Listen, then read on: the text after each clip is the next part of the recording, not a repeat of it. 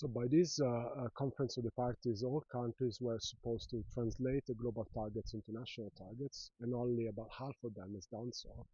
And crucially, also only 35 countries had produced some strategies to actually explain how they will achieve these targets. So clearly we are very far behind.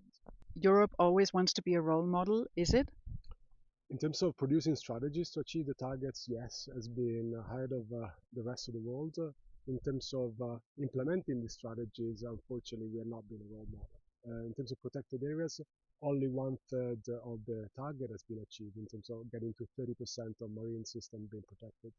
And in terms of land areas, we are close to 30%, but it's not necessarily the right 30%.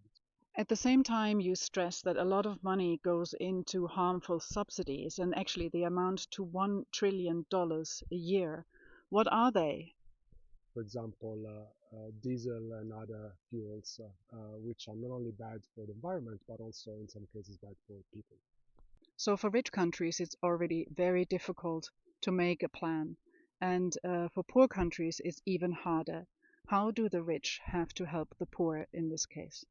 One of the targets that was established in Montreal is about releasing at least $20 billion funding for biodiversity finance, and much of this should be going to developing countries that have the largest responsibility for protecting global biodiversity. So this needs to be achieved as soon as possible, and then scaled up to $30 billion per year.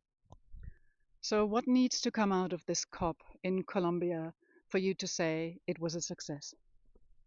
So as many countries as possible need to translate the global targets into national targets, and also we need to speed up the process of producing these strategy and action plans to get to this stuff.